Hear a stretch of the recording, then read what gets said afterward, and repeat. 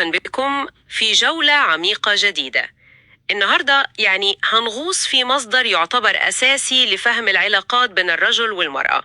بنتكلم عن ملخص تحليلي لكتاب جون جراي الشهير من 1992، الرجال من المريخ والنساء من الزهرة.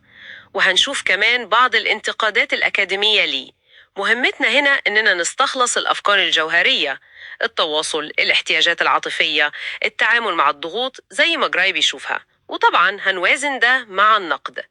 الكتاب ده عمل ضجة كبيرة، وفكرة إن الرجالة والستات كأنهم من كوكبين مختلفين دي لسه بنسمعها. خلينا نفككها شوية. بالظبط. هو الكتاب بيقدم استعارة قوية جدا عشان يحاول يبسط اختلافات سواء الحقيقية أو متصورة. ونقطة البداية عند غراي هي إن في اختلافات جوهرية في طريقة التفكير، في التواصل، حتى في الاستجابة للضغوط. هو شايف إن قيمة الرجل الذاتية مرتبطة بقدرته إنه يحقق نتائج ويحل مشاكل، بيسميها الحاجة لأن يكون محتاجا إليه. وفي المقابل قيمة المرأة بيربطها بالعلاقات، بالشعور بالحب، بالرعاية، بالتواصل. ده التباين الأساسي اللي بيخلق مشاكل كتير، ده حسب كلامه. تماما. وده بيظهر قوي في فكرة تقديم الدعم. جراي بيتكلم عن ميل الرجل انه يلعب دور السيد خبير او المصلح، تلاقيه بيقدم حلول على طول حتى لو محدش طلب منه. هو بيعتبر ده تعبير عن الاهتمام والكفاءة. في حين إن الأولوية للمرأة زي ما جراي بيقول بتكون إنها تحس إن حد سمعها وفهمها الأول قبل أي حلول. نصيحته للرجل إنه يتدرب نفسه على الإنصات بهدف الفهم، وللمرأة إنها تتجنب النقد اللي ممكن يحسس الرجل إنه مش كافئ. بس هل التقسيم ده حاد كده في الواقع؟ هو جراي بيقدمها كأنماط سائدة وده مرتبط بإزاي كل واحد بيتعامل مع الضغط النفسي. بيوصف ميل الرجل انه ينسحب لكهفه المجازي، مكان كده للعزلة عشان يركز ويلاقي حل لوحده. الانسحاب ده مهم نفهم انه مش بالضرورة رفض للشريكة، دي آلية للتأقلم عنده. مفهوم الكهف ده فعلا مشهور جدا. طيب وبالنسبة للمرأة؟ بيوصفها بانها زي الامواج، بتمر بتقلبات عاطفية طبيعية، ولما بتكون تحت ضغط بتميل اكتر انها تتكلم عن مشاعرها. المشاعر الكتير والمتداخلة دي كوسيلة للمعالجة وهنا في تحذير مهم في الكتاب. جملة زي انسى الموضوع ممكن ما تكونش معناها تجاهل خالص، لا، ممكن تكون إشارة إنها مرهقة ومحتاجة دعم واحتواء. الاستعارات دي، الكهف والموجة، قوية ومشهورة قوي. بس هي دي برضو النقطة اللي النقد الأكاديمي بيركز عليها، مش كده؟ بيقولوا إنها بتعزز الصور النمطية. صحيح تماما. الكتاب وجه انتقادات كتير بانه بيبالغ في التعميم، وانه مش بياخد في اعتباره التنوع الكبير جوه كل جنس.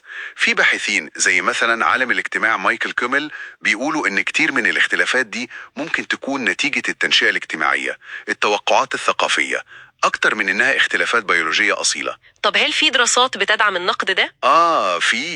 في دراسة مثلا عملها كاروثرز وروس، دي ما لقيتش دعم قوي لفكرة انه في فئتين نفسيتين مختلفتين تماما، رجال ونساء، زي ما نموذج مريخ والزهرة بيقول.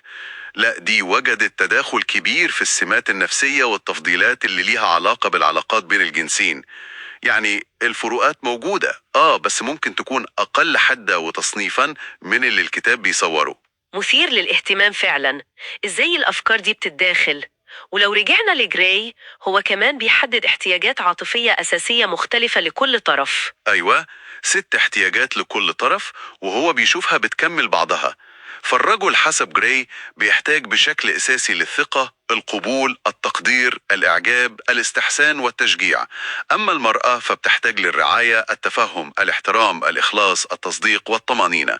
فهم الاحتياجات المختلفة دي أساسي في نظره. وهنا بقى بيجي دور اللي بيسميه نظام تسجيل النقاط، صح؟ فكرة إن الأفعال الصغيرة مهمة. بالظبط.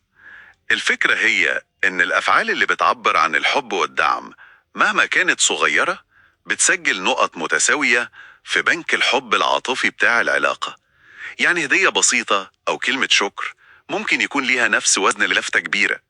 الهدف إنه يشجع الاستثمار العاطفي اليومي والمستمر، لأن النقط الصغيرة دي بتتراكم وبتبني رصيد عاطفي قوي.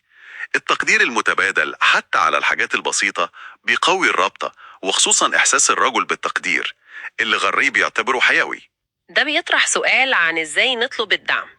الكتاب بيقول إن المرأة ممكن تتوقع إن الرجل يعرف هي محتاجة إيه من غير ما تقول صراحة، في حين إن الرجل ممكن ما يقدمش مساعدة إلا لو اتطلبت منه بوضوح عشان ما يبانش إنه بيقلل من قدرة شريكته. دي تبدو وصفة لسوء الفهم. وهي فعلا ممكن تكون كده.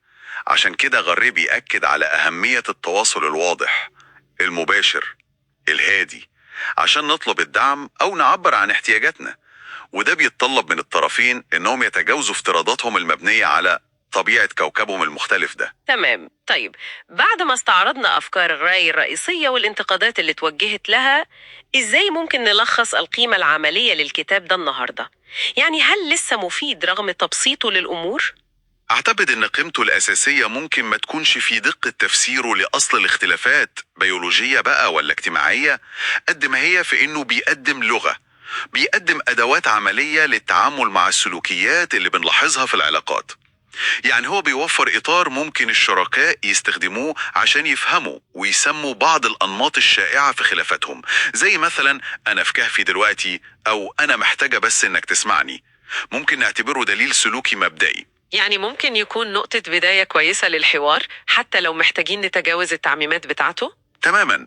وممكن نكمل الفهم ده بأطر تانية أدق شوية، زي مثلا مفهوم لغات الحب الخمس بتاع غاري تشابمان. ده بيساعد نحدد إزاي نعبر عن الرعاية أو التقدير بطريقة الشريك يفهمها ويقدرها فعلا. الفهم الحقيقي بيجي من إننا نعترف بالاختلافات المحتملة ونحدد الاحتياجات بوضوح، وبعدين نتعلم إزاي نعبر عنها ونلبيها فعالية. وفي الختام يمكن نسيب المستمعين مع السؤال ده للتفكير: لحد فين النماذج المبسطة للسلوك البشري زي استعارة المريخ والزهرة بتساعدنا نفهم علاقاتنا بشكل أحسن؟ وإمتى النماذج دي نفسها ممكن تبقى خطر وتتحول لقوالب جامدة تحد من فهمنا للتنوع والتعقيد الفردي في الناس اللي بنحبهم؟